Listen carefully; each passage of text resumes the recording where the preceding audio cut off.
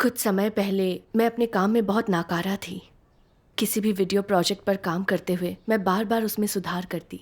इससे काम पर काफ़ी बुरा असर पड़ता था।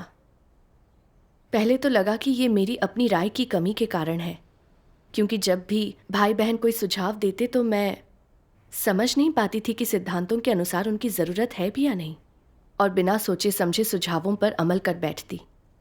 कुछ सुझाव बेकार होते थे जिनकी वजह से बार बार काम करना पड़ता था।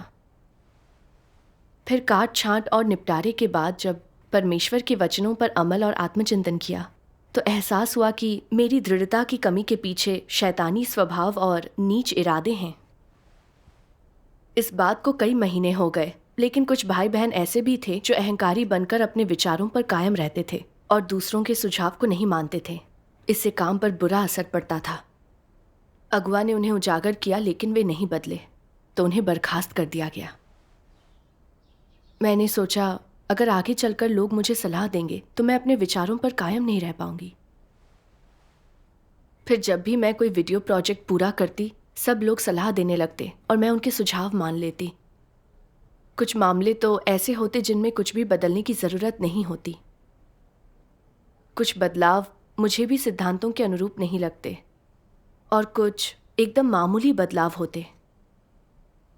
मुझे लगता अगर मैंने स्वीकार नहीं किए तो मेरे सुपरवाइज़र और भाई बहन मेरे बारे में गलत राय बनाएंगे। क्या वे नहीं सोचेंगे कि मैं अहंकारवश लोगों की सलाह नहीं मानती?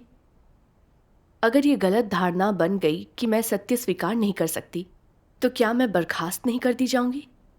और फिर मैं अपनी राय को लेकर 100% पक्की भी नहीं थी। अगर मैं गलत हुई और ज़रूरी बदलाव नहीं किया और वीडियो ऑनलाइन होने के बाद कोई समस्या पाई गई तो पूरी जिम्मेदारी मेरी होगी।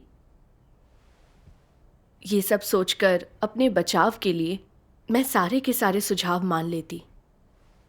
कभी कभी तो कई तरह के सुझाव मिलते और मैं उन्हें लेकर अपने सुपरवाइज़र से बेहतरीन सुझाव चुनने को कहती, या काम के दौरान भाई बहनों के साथ इस पर चर्चा करती और हम मिलकर निर्णय लेते। आप गलती की जिम्मेदारी से डरती थीं। हाँ, मैं सोचती ये निर्णय तो मेरे सुपरवाइज़र और भाई बहनों ने लिया है, ये बहुमत की राय है, तो कोई बड़ी दिक्कत नहीं होनी चाहिए। यही सबसे सुरक्षित तरीका है। अगर आगे चलकर कुछ गलत हुआ तो इसकी जिम्मेदारी अकेले मेरी नहीं होगी। कभी कभी तो इतने सुझाव मिलते कि समझ ही नहीं आता कैसे संशोधन करूं, तो मैं सुपरवाइज़र को बुलाकर उनकी मदद लेती कि क्या करना है। कभी कभी ढेरों सलाह सुनकर ये तय करना कठिन हो जाता कि अब क्या करूं, जिसका मतलब था मैं नाकाबिल हूं। चर्चाओं के दौरान मैं भाई बहनों से गुहार लगाती कि सुझावों में से सही सुझाव तय करने में मेरी मदद करें। इसमें उनका बहुत समय निकल जाता था, जिससे काम की प्रगति धीमी पड़ जाती थी। एक बार मैंने एक वीडियो बैकग्राउंड इमेज बनाया। इसका मकसद पाप में जी रहे लोगों की पीड़ा दिखाना था, तो मैंने इसमें बैकलाइटिंग के साथ अंधेरे की रंगत दी। कुछ भाई बहनों को ये ज़्यादा ही काला और भद्दा लगा। सुझाव आया कि मैं तस्वीर में थोड़ी रोशनी डालूं, थोड़ा लाइट और शैडो का इफ़ेक्ट दूं। इन सुझावों को लेकर मेरे मन में झिझक थी। विषय को देखते हुए इमेज में ज़्यादा रोशनी अंधकार में जीने वाले लोगों के परिवेश जैसी नहीं थी। अधिक उजला बनाना इमेज के उद्देश्य के विपरीत था, तो ये सुझाव मुझे सही नहीं लगा।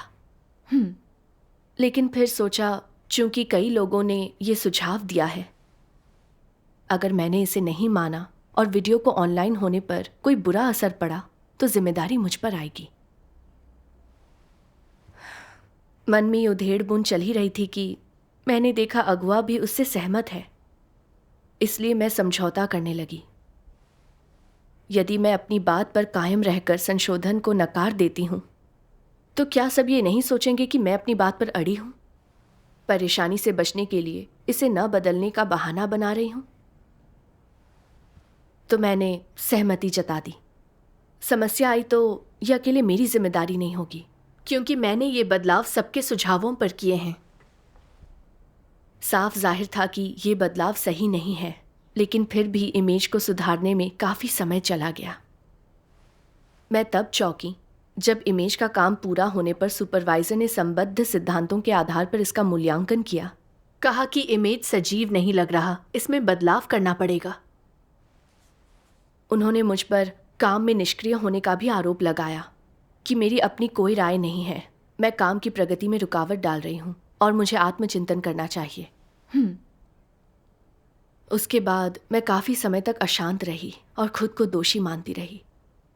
इमेज को सुधारने में इतना समय लगाया और अब इसे फिर बदलना पड़ेगा, जिससे काम की प्रगति में देरी होगी। सही है। मैंने महसूस किया कि इस दौरान जब मेरे पास अलग अलग सुझाव आए तो मेरे अपने विचार भी थे, लेकिन मैंने अपनी राय इसलिए नहीं बताई ताकि लोग मुझे अहंकारी ना कहें। अनिश्चितता की स्थिति में मैंने सत्य के सिद्धांत नहीं खोजे। निर्णय दूसरों पर छोड़कर मैंने बाकी लोगों के आदेश के अनुसार काम किया। ऐसे काम करना निष्क्रियता ही तो थी। इससे परमेश्वर के घर के काम में देरी हुई। मैंने परमेश्वर से राह दिखाने को कहा ताकि आत्मचिंतन कर सकूं। फिर मैंने परमेश्वर के वचनों के पाठ का एक वीडियो देखा। आइए साथ मिलकर देखते हैं। ठीक है। सर्वशक्तिमान परमेश्वर कहते हैं, परमेश्वर के घर में कार्य करने वाले लोग ऐसे होने चाहिए जो कलीसिया के काम को अपना दायित्व समझें, जो जिम्मेदारी लें, सत्य के सिद्धांत कायम रखें और कष्ट सहकर कीमत चुकाएं। इन क्षेत्रों में कमी होना, कार्य करने के अयोग्य होना और कार्य करने की शर्तों को पूरा न करना है। कई लोग ऐसे होते हैं जो कार्य निष्पादन में जिम्मेदारी लेने से डरते हैं। उनका डर मुख्यतः 3 तरीकों से प्रकट होता है। पहला ये है कि वे ऐसे कार्यों का चयन करते हैं जिनमें जिम्मेदारी लेने की आवश्यकता नहीं होती। अगर कलीसिया का अगुवा उनके लिए किसी कार्य की व्यवस्था करता है तो पहले वे ये पूछते हैं कि क्या उन्हें इसकी जिम्मेदारी लेनी ही पड़ेगी। अगर ऐसा होता है तो वे उसे स्वीकार नहीं करते। अगर उन्हें उसके लिए जिम्मेदार होने की आवश्यकता नहीं होती तो वे उसे अनिच्छा से स्वीकार कर लेते हैं। लेकिन फिर भी वे ये देख लेते हैं कि काम थका देने वाला या परेशान करने वाला तो नहीं, और कार्य को अनिच्छा से स्वीकार कर लेने के बावजूद वे उसे अच्छी तरह से करने के लिए प्रेरित नहीं होते। उस स्थिति में भी वे लापरवाह और असावधान रहना पसंद करते हैं। बस आराम करो, कोई मेहनत और शारीरिक कठिनाई नहीं होनी चाहिए, ये उनका सिद्धांत होता है। दूसरा तरीका ये है कि जब उन पर कोई कठिनाई आती है या किसी समस्या से उनका सामना होता है तो उनकी टाल मटोल का पहला तरीका ये होता है कि उसे संभालने और हल करने के लिए किसी अगुवा को उसकी रिपोर्ट कर दी जाए और आशा की जाए कि उनके आराम में कोई खलल नहीं पड़ेगा। वे इस बात की परवाह नहीं करते कि अगुवा उस मुद्दे को कैसे संभालता है। वे खुद उस पर कोई ध्यान नहीं देते। अगर उनकी जिम्मेदारी नहीं है तो उनके लिए सब ठीक है। क्या ऐसा कार्य निष्पादन परमेश्वर के प्रति निष्ठा है? इसे अपनी जिम्मेदारी दूसरे के सिर मढ़ना, कर्तव्य की उपेक्षा करना, काम से जी चुराना कहा जाता है। ये केवल बातें बनाना है। वे कुछ भी वास्तविक नहीं कर रहे हैं। वे मन में कहते हैं, अगर ये काम मुझे ही करना है तो अगर मैं गलती भी कर बैठूं तो क्या फर्क पड़ता है? तब क्या मुझसे नहीं निपटा जाएगा? क्या इसकी जिम्मेदारी सबसे पहले मुझ पर नहीं आएगी? उन्हें इसी बात की चिंता रहती है। लेकिन क्या तुम मानते हो कि परमेश्वर सब चीजों पर गौर कर सकता है? गलतियां सबसे होती हैं।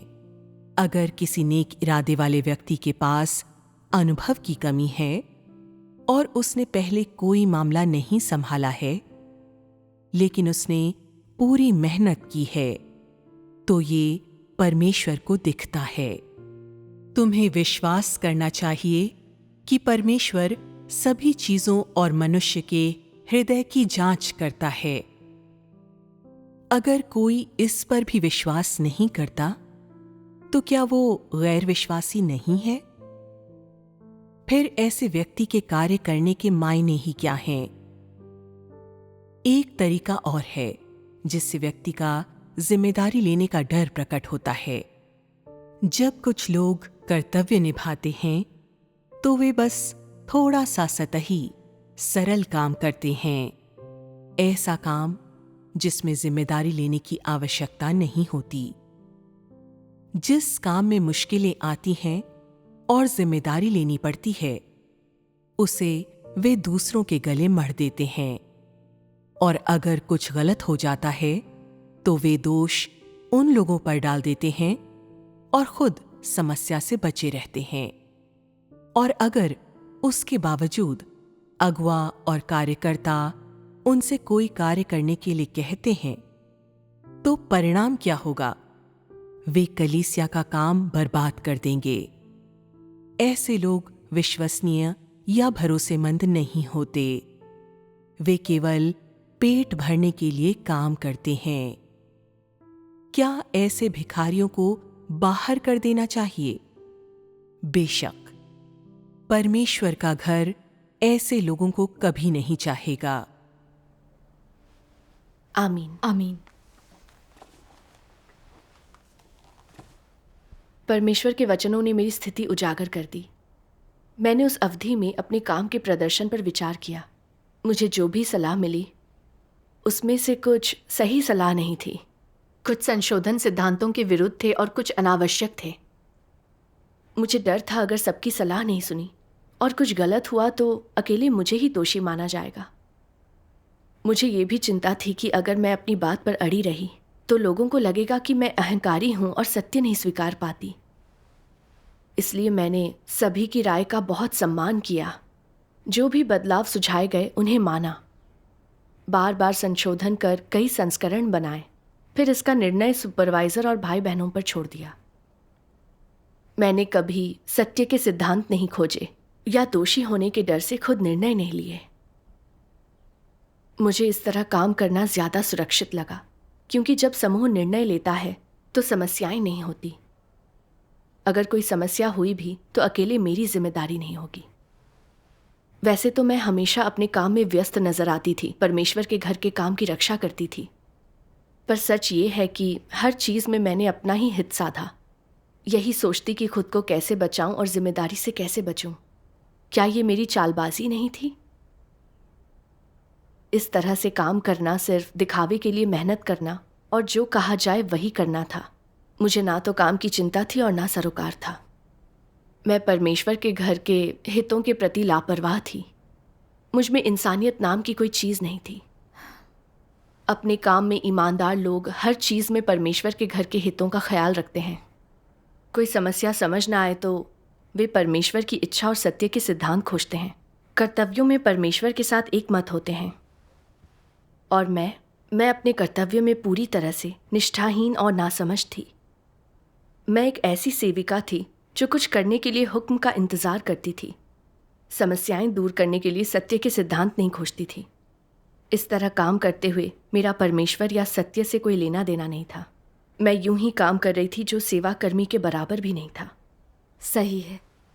सत्य के सिद्धांत खोजे बिना केवल सतही तौर पर काम करना एक अविश्वासी का अपने मालिक के लिए काम करने जैसा है। ऐसे कर्तव्य निर्वहन को परमेश्वर स्वीकार नहीं करता।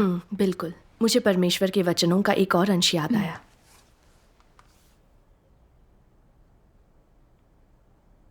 किसी व्यक्ति के कर्म अच्छे हैं या बुरे, इस बात का न्याय करने का मानक क्या है? ये इस बात पर निर्भर करता है कि अपने विचारों, अभिव्यक्तियों और कार्यों में तुम में सत्य को व्यवहार में लाने और सत्य की वास्तविकता को जीने की गवाही है या नहीं। यदि तुम्हारे पास ये वास्तविकता नहीं है या तुम इसे नहीं जीते, तो बेशक तुम एक कुकर्मी हो। परमेश्वर कुकर्मियों को किस नज़र से देखता है?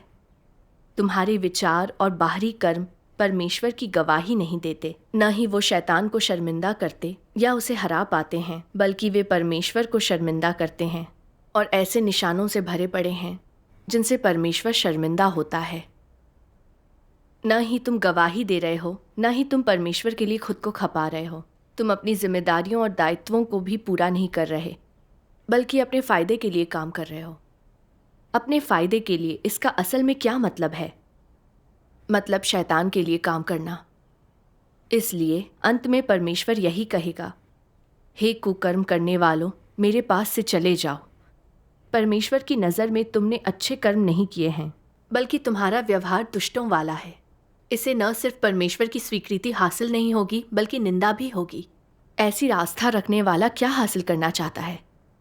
क्या ऐसी आस्था अंततः व्यर्थ नहीं हो जाएगी?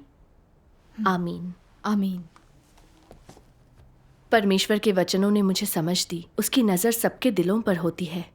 वो ये नहीं देखता कि हम कितना कष्ट सहते हैं, बल्कि ये देखता है कि लोगों के इरादे परमेश्वर के लिए हैं या अपने लिए, और क्या वे अपने काम में सत्य के अभ्यास की गवाही देते हैं। हर समय आत्मसंतुष्टि का प्रयास करना परमेश्वर की नज़रों में दुष्टता है और परमेश्वर को इससे घृणा है। परमेश्वर के वचनों से मैंने जाना कि काम करते समय मैं केवल अपने बारे में ही सोचती थी। जिम्मेदारी से बचने के लिए, उन समस्याओं को ठीक करने में चाहे कितना भी समय लगे, मैं इमेज को बार बार संशोधित करती रही। गलत संशोधन करने के लिए अपनी इच्छा के विरुद्ध चली जाती थी, जिससे वीडियो बिगड़ते चले जाते थे। मैंने परमेश्वर के घर के काम में देरी की, पर कभी चिंता नहीं की। मैंने सत्य के सिद्धांत खोजकर कुशल बनने की कोशिश भी नहीं की। बस लापरवाही से अपना कर्तव्य निर्वहन करती रही। यही लगता कि संशोधन करो, सबकी स्वीकृति लो। मेरा गैर जिम्मेदाराना व्यवहार कर्तव्य निर्वहन नहीं था। इससे किसी का भी भला नहीं हो रहा था। ये दुष्टता थी। अब परमेश्वर के घर के लिए सुसमाचार फैलाने का महत्वपूर्ण समय है। प्रचार के लिए इन वीडियो को तत्काल ऑनलाइन डाला जाना ज़रूरी है, लेकिन अपने भ्रष्ट स्वभाव के कारण मैंने बार बार काम किया और अपलोड में देरी की। अपने हितों के लिए परमेश्वर के घर के काम में बाधा डाली। मैं तो शैतान की सेविका बनकर परमेश्वर के घर के कार्य को बाधित कर रही थी। इस बात का एहसास होने पर मैं बहुत डर गई। फौरन परमेश्वर से मार्गदर्शन के लिए प्रार्थना की, ताकि अपने काम के प्रति मेरा रवैया बदले और मेरा भ्रष्ट स्वभाव दूर हो। उसके बाद काम के दौरान जब अलग अलग सुझाव आते, तो मैं सबसे पहले परमेश्वर से प्रार्थना करती और खोजती, विश्लेषण करती कौन से सुझाव ज़रूरी हैं और कौन से ज़रूरी नहीं हैं, और अपने तरीकों पर विचार करती जिससे बेहतर परिणाम मिले। जो सुझाव ज़रूरी न होते, उन पर मैं सिद्धांतों की अपनी समझ के अनुसार राय देती, औरों से चर्चा और संगति करती। मेरी कुछ राय भी स्वीकार कर ली जाती। बहुत बढ़िया। इस तरह के अभ्यास ने मुझे अपने काम में थोड़ा और कुशल बना दिया। परमेश्वर का धन्यवाद। जब हम सिद्धांतों के अनुसार कार्य करते हैं तो अपने काम में लगातार बेहतर और कुशल होते जाते हैं। सही है। लगा मुझ में कुछ बदलाव आया है, लेकिन जब जिम्मेदारी लेने का समय आया तो मैं फिर से निष्क्रिय होने लगी। एक बार मैंने एक वीडियो इमेज बनाई। इमेज की कुछ डिटेल को लेकर सबकी अलग अलग राय थी। चर्चा के बाद भी हम तय नहीं कर पाए कि इसे कैसे संशोधित करें। काफ़ी देर तक इस पर अटके रहे। दरअसल मुझे पता था कि अगर कोई इमेज अच्छी दिख रही है, किरदारों और इमेज के अनुपात से वास्तविकता नहीं बदल रही है, तो उसकी डिटेल पर अटकने की ज़रूरत नहीं।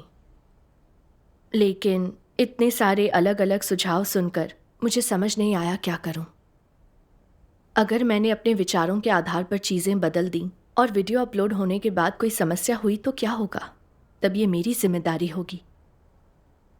मुझे इस गलती से डर लगता था, तो मैंने सुझावों के आधार पर कई संस्करण बनाने शुरू कर दिए और इंतज़ार की कि सभी अपना अंतिम निर्णय दें। लेकिन अंत में किसी ने मुझे स्पष्ट जवाब नहीं दिया। समय निकलता गया और मेरी बेचैनी बढ़ती गई। क्या मेरी वजह से वीडियो में देरी नहीं हो रही थी? मैं बहुत परेशान थी, तो मैंने खुद से पूछा, निर्णय लेना इतना कठिन क्यों है? ऐसा क्यों लगता है कि मेरे हाथ बंधे हुए हैं, मैं उन्हें खोल नहीं पा रही।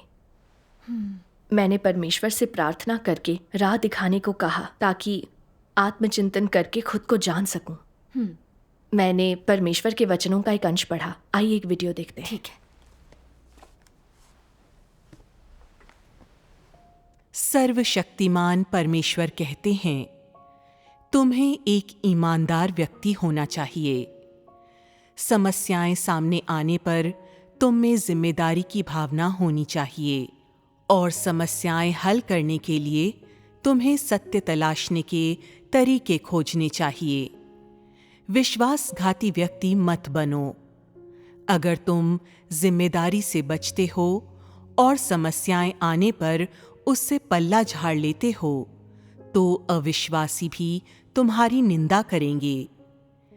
क्या तुम्हें लगता है परमेश्वर का घर निंदा नहीं करेगा? परमेश्वर के चुने हुए लोग ऐसे व्यवहार को तिरस्कृत और अस्वीकृत करते हैं। परमेश्वर ईमानदार लोगों से प्रेम करता है, लेकिन धोखेबाज और चालाक लोगों से घृणा करता है।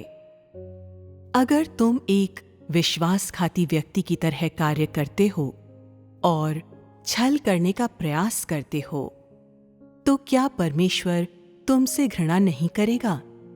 क्या परमेश्वर का घर तुम्हें बिना सजा दिए छोड़ देगा? देर सवेर तुम्हें जवाबदेह ठहराया जाएगा। परमेश्वर ईमानदार लोगों को पसंद करता है और विश्वासघाती लोगों को नापसंद करता है। सभी को ये स्पष्ट रूप से समझ लेना चाहिए और भ्रमित होना और मूर्खतापूर्ण कार्य करना बंद कर देना चाहिए। क्षणिक अज्ञान समझ में आता है, लेकिन सत्य को स्वीकार करने से एकदम इनकार कर देना, बदलने से हठपूर्वक इनकार करना है। ईमानदार लोग जिम्मेदारी ले सकते हैं। वे अपनी लाभ हानि पर विचार नहीं करते, बल्कि परमेश्वर के घर के काम और हितों की रक्षा करते हैं। उनके दिल दयालु और ईमानदार होते हैं, साफ पानी के उस कटोरे की तरह जिसका तल एक नजर में देखा जा सकता है। उनके कार्यों में भी पारदर्शिता होती है। धोखेबाज व्यक्ति हमेशा छल करता है, हमेशा चीजें छिपाता है, लीपापोती करता है और खुद को ऐसा ढक लेता है कि कोई भी उसकी असलियत नहीं देख सकता।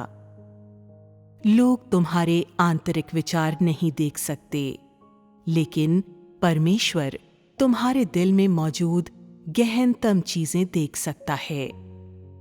अगर परमेश्वर देखता है कि तुम एक ईमानदार व्यक्ति नहीं हो, कि तुम धूर्त हो, कि तुम कभी सत्य को नहीं स्वीकारते, कि तुम हमेशा उसे धोखा देने की कोशिश करते हो और तुम अपना दिल उसके हवाले नहीं करते, तो परमेश्वर तुमसे प्रेम नहीं करेगा। वो तुमसे नफरत करेगा और तुम्हें त्याग देगा।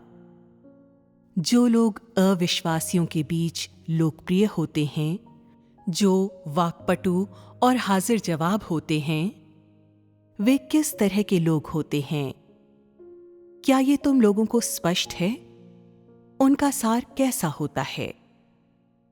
कहा जा सकता है कि वे सभी असाधारण रूप से शातिर होते हैं।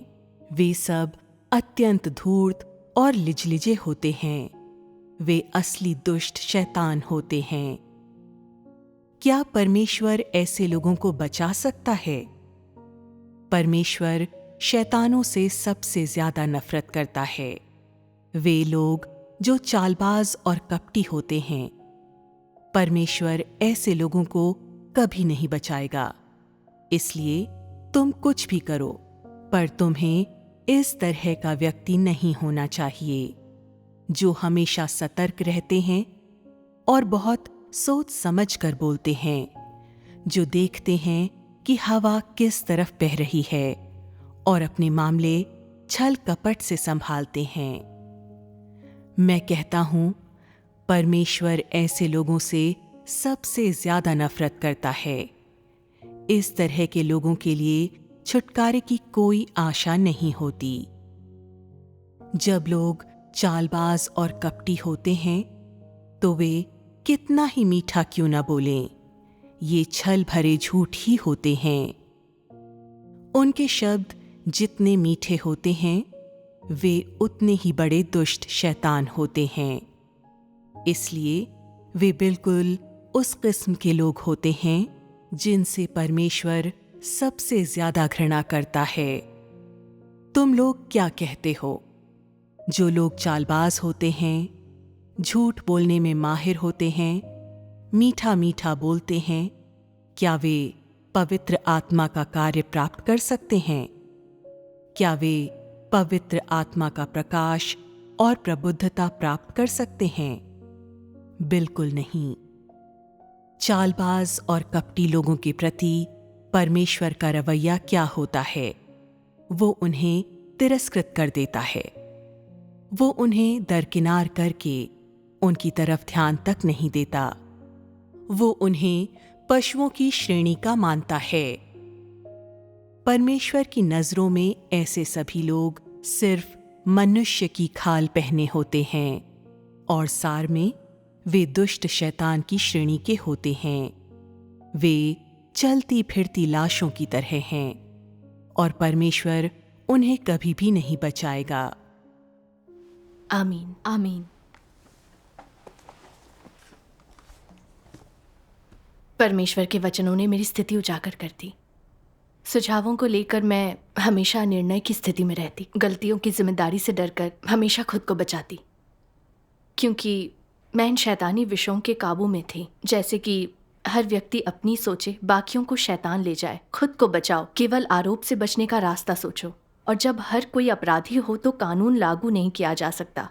अलग अलग सुझावों के साथ साथ मेरी अपनी राय भी होती थी, लेकिन वक्त रहते उन्हें सामने नहीं रखती थी और हठपूर्वक दूसरों की सलाह मानने पर जोर देती, ताकि समस्याएं मेरे सिर ना आ जाए और मुझसे ना निपटा जाए। मैं ऐसा दिखाती जैसे मुझे दूसरों की सलाह पसंद है और मैं सुझाव पर अमल कर सकती हूँ, जिससे ये भ्रम पैदा हुआ कि मैं सत्य स्वीकार सकती हूँ। दरअसल इसके पीछे मेरे नापाक, कपटपूर्ण और घिनौने इरादे थे। मैंने अपने व्यवहार पर विचार किया। मैं जब किसी चीज़ के लिए जिम्मेदार होती तो अपने बारे में ही सोचती। जब दूसरे अपनी समस्या पर मुझसे सलाह मांगते तो पहले मैं दूसरों के विचार और राय जानना चाहती। अगर उनकी राय मुझसे मिलती तो मैं उसी को आधार बनाकर अपनी बात रख देती, लेकिन अगर उनकी राय अलग होती तो मैं अपनी राय साझा नहीं करती, क्योंकि मुझे डर होता कि अगर मैं गलत हुई तो मुझे जिम्मेदारी लेनी पड़ेगी। तो मैं कुछ अस्पष्ट और बेतुकी सी राय दे देती। इन शैतानी फलसफों के अनुसार जीते हुए मैं बहुत धूर्त और कपटी बन चुकी थी। मैं कभी अपनी बात साफ तौर पर नहीं रख पाई। मेरे कोई सिद्धांत नहीं थे। मैं ऐसे अंदाज में बात करती कि लोग उलझ जाते, मेरे विचारों को समझ ही नहीं पाते। मैं सोचती कि अपनी इस चतुराई के कारण मुझे नतीजे भुगतने नहीं पड़ेंगे। मेरे साथ न तो निपटा जाएगा और ना ही मुझे बर्खास्त करेंगे। मुझे तो अंदाज़ा भी नहीं था कि मैं परमेश्वर और भाई बहनों के साथ चालें चल रही हूँ। मैं कपटी इंसान हूँ। इससे परमेश्वर मुझसे घृणा करेगा। परमेश्वर मेरे जैसे लोगों को नहीं बचाता। भले ही मैं भाई बहनों को धोखा दे दूं, लेकिन परमेश्वर तो मेरे हृदय को देखता है। अगर मैं परमेश्वर को धोखा देती रही, गैर जिम्मेदार बनी रही, लापरवाही से काम करती रही और सत्य के सिद्धांतों को नहीं खोज पाई, तो मैं कभी सत्य को नहीं पा सकूंगी और दंडित करके हटा दी जाऊंगी। हाँ, मुझे नहीं पता था कि परिणाम इतने गंभीर होंगे। बिल्कुल। मैंने देखा, मैं अपने भले के लिए बहुत होशियार थी। मैं कितनी अज्ञानी थी। इसका एहसास होने पर मैं बहुत डर गई। मैं परमेश्वर से पश्चाताप करना चाहती थी। सही है। फिर मैंने परमेश्वर के वचनों का एक अंश पढ़ा। परमेश्वर के घर में तुम्हें हर काम के सिद्धांत समझने चाहिए। सत्य का अभ्यास करने में सक्षम होने का अर्थ है सिद्धांत के अनुसार कार्य करना। अगर कोई काम स्पष्ट नहीं है या समझ में नहीं आ रहा कैसे करना है, तो सर्वसम्मति प्राप्त करने के लिए संगति करो। जो कलीसिया के काम में लाभकारी हो और जो भाई बहनों के लिए लाभकारी हो, वही काम करो। नियमों से बंधे मत रहो, देर मत करो, प्रतीक्षा मत करो, निष्क्रिय दर्शक मत बनो। यदि तुम हमेशा बस देखते हो, कभी तुम्हारी कोई राय नहीं होती, कुछ करने से पहले दूसरों के निर्णय की प्रतीक्षा करते हो, किसी के निर्णय न लेने पर धीरे धीरे काम करते हुए प्रतीक्षा करते हो, तो इसका क्या परिणाम होता है? तुम हर काम में गड़बड़ कर देते हो, कुछ भी हासिल नहीं करते। यदि तुम किसी बात को स्पष्टता से समझते हो और सभी कहते हैं ये ठीक है और इससे सहमत हो जाते हैं और ये परमेश्वर द्वारा निर्देशित है, तो तुम्हें उसे करना चाहिए। उसकी जिम्मेदारी लेने से या दूसरों को नाराज करने से या उसके परिणामों से मत डरो। यदि लोग कुछ भी वास्तविक नहीं करते, हमेशा हिसाब किताब करते रहते हैं, जिम्मेदारी लेने से डरते हैं और वास्तविक कार्य नहीं करते, तो ये दर्शाता है कि उनके मन में बहुत सी दुष्ट योजनाएं हैं। परमेश्वर के अनुग्रह और आशीष की इच्छा रखना लेकिन कुछ भी वास्तविक न करना कितना अधर्म है। परमेश्वर ऐसे धूर्त और धोखेबाज लोगों से घृणा करता है। तुम चाहे जो भी सोच रहे हो, तुम सत्य का अभ्यास नहीं कर रहे, तुम में वफादारी नहीं है और तुम्हारे व्यक्तिगत विचार हमेशा शामिल रहते हैं, हमेशा तुम्हारे मत होते हैं। परमेश्वर इन चीज़ों को देखता और जानता है। क्या तुमने सोचा कि परमेश्वर नहीं जानता? तुम कितने मूर्ख हो। और यदि तुम तुरंत पश्चाताप नहीं करते तो तुम परमेश्वर का कार्य खो दोगे। एक और अंश है, इसे मैं पढ़ूं? जरूर। ये रहा। ईमानदार व्यक्ति की अभिव्यक्तियां क्या होती हैं? पहली तो यह कि परमेश्वर के वचनों पर कोई संदेह ना करना, यह ईमानदार व्यक्ति की अभिव्यक्तियों में से एक है। इसके अलावा ईमानदार व्यक्ति की सबसे महत्वपूर्ण अभिव्यक्ति है सभी मामलों में सत्य की तलाश और उसका अभ्यास करना। यह सबसे महत्वपूर्ण है। अगर तुम यह कहते हो कि तुम ईमानदार हो, लेकिन तुम परमेश्वर के उपदेशों को हमेशा अपने दिमाग के कोने में रखते हो और वही करते हो जो तुम चाहते हो, तो क्या यह एक ईमानदार व्यक्ति की अभिव्यक्ति है? तुम कहते हो मेरी क्षमता कम है लेकिन दिल से ईमानदार हूँ, लेकिन जब तुम पर कर्तव्य पड़ता है तो तुम डरते हो कि काम अच्छे से ना करने पर इल्ज़ाम तुम पर आएगा, इसलिए बचने के लिए बहाने बनाते हो, दूसरों के नाम सुझाते हो। क्या यह एक ईमानदार व्यक्ति की अभिव्यक्ति है? नहीं, यह एक ईमानदार व्यक्ति की अभिव्यक्ति नहीं है। तो फिर एक ईमानदार व्यक्ति को कैसे व्यवहार करना चाहिए? उन्हें अपने कर्तव्यों को स्वीकार करना चाहिए और उसका पालन करना चाहिए, और फिर अपने कर्तव्य और परमेश्वर की इच्छा पूरी करने का प्रयास करना चाहिए। यह कई तरीकों से व्यक्त किया जाता है। एक तरीका यह है कि तुम्हें अपने कर्तव्य को ईमानदारी से स्वीकार करना चाहिए। अपने दैहिक हितों के बारे में मत सोचो और अनमने ना रहो। खुद के लाभ के लिए चाल मत चलो। यह ईमानदारी की अभिव्यक्ति है। दूसरा तरीका है अपना कर्तव्य पूरे दिल और पूरे सामर्थ्य के साथ निभाना, चीज़ों को ठीक से करना, परमेश्वर को संतुष्ट करने के लिए पूरे समर्पण और प्रेम से अपना कर्तव्य निभाना। जब ईमानदार लोग अपना कर्तव्य निभाएं तो यही व्यक्त होना चाहिए। आमीन। आमीन। इन वचनों से पता चला कि परमेश्वर ईमानदार लोगों को चाहता है, भले ही आप अज्ञानी हों और कम काबिलियत रखते हों। सही और ईमानदार हृदय होना ज़रूरी है। चीज़ों को अपने तक सीमित न रखो, अपने विचार खुलकर सामने रखो। जो समझ ना आए उसे खोजो और संगति करो। वो काम करो जिससे परमेश्वर के घर के कार्य को लाभ हो, और अपने कर्तव्य में निष्ठावान बनो। इससे परमेश्वर संतुष्ट होगा। हाँ, परमेश्वर लोगों के हृदय को देखता है। अगर हम पूरी कोशिश करेंगे, फिर हम भले ही कम काबिलियत होने या सत्य न समझने के कारण गलतियां करें, पर सीखने को सबक होते हैं। अगर हम सत्य को स्वीकारें, सत्य खोजें और समस्याएं सुलझा लें, तो हमारा भटकाव कम होता जाएगा। सिद्धांतों में महारत हासिल कर अपने कर्तव्यों का पालन अच्छे से करेंगे। परमेश्वर का घर किसी एक गलती के लिए लोगों की निंदा कर उन्हें जिम्मेदार नहीं ठहराता। यह बात सच है। इसे समझकर मुझे बहुत राहत मिली। इसी दौरान मैंने एक बहन के साथ अपनी स्थिति के बारे में बात करते हुए संगति की। उसने बड़ी तसल्ली से मेरी मदद की। मिलकर सत्य खोजने और संगति करने से पहले से मेरे मन में चल रही गलत सोच में बदलाव आया। पहले मुझे फिक्र रहती थी कि अगर मैंने दूसरों की सलाह नहीं मानी, अलग विचार और राय रखी, तो लोग मुझे अभिमानी और सत्य को न स्वीकारने वाली कहेंगे। दरअसल मुझे अहंकार और सिद्धांतों को कायम रखने का फर्क ही नहीं पता था। सिद्धांतों को कायम रखने का अर्थ है सत्य खोजना और सिद्धांतों के अनुरूप अभ्यास करना, कलीसिया के हितों की रक्षा करना और लगातार उन्हें कायम रखते हुए समझौता ना करना, भले ही लोग सवाल उठाएं।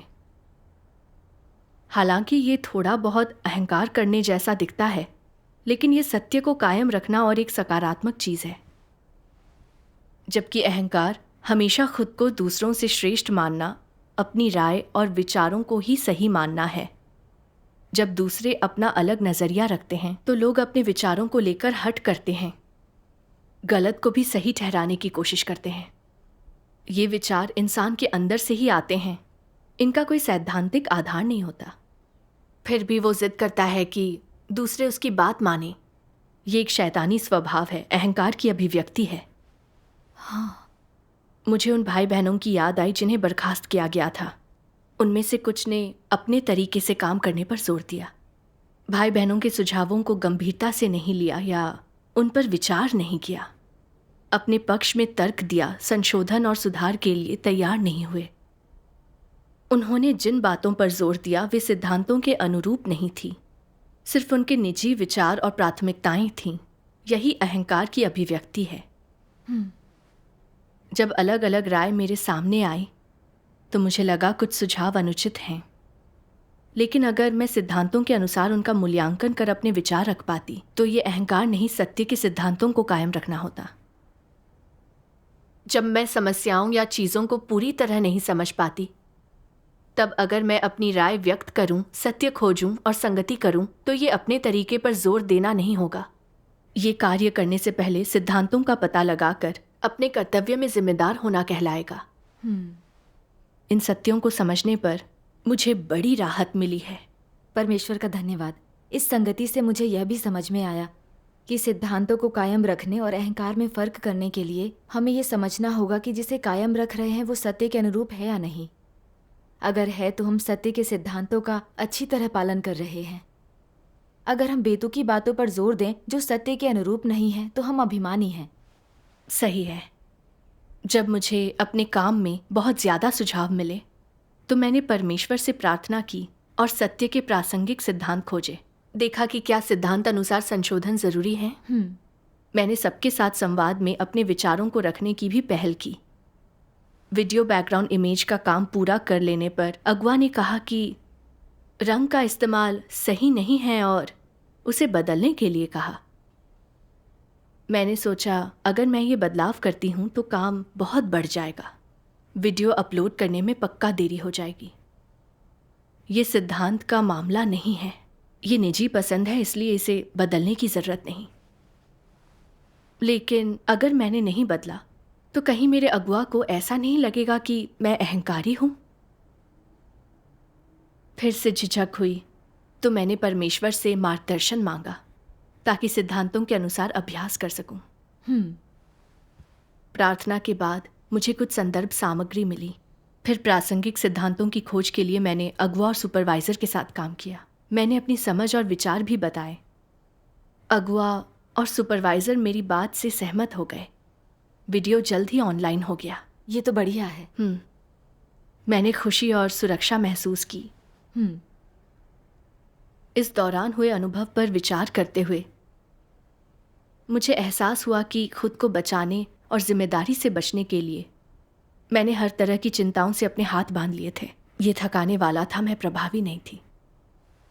जब मैंने परमेश्वर की इच्छा को समझा और सत्य के सिद्धांतों के अनुसार अभ्यास किया तो समस्याएं दूर करना आसान हो गया। काम करना भी सरल और सुकून भरा लगा। बिल्कुल। इस अनुभव के बाद मुझे महसूस हुआ कि शैतानी फलसफे के अनुसार जीना इंसान को कपटी और धोखेबाज बनाता है। इससे भरोसा टूटता है, परमेश्वर नाराज होता है। सही बात है। सत्य के सिद्धांतों के अनुसार अपना कर्तव्य निभाने से ही आपको आशीष मिलेगी। ऐसा करके ही आप सुरक्षा पाते हैं, सच्ची शांति और खुशी का अनुभव करते हैं। परमेश्वर का धन्यवाद। परमेश्वर का धन्यवाद। आपकी संगति से मुझे अभ्यास का मार्ग मिल गया है।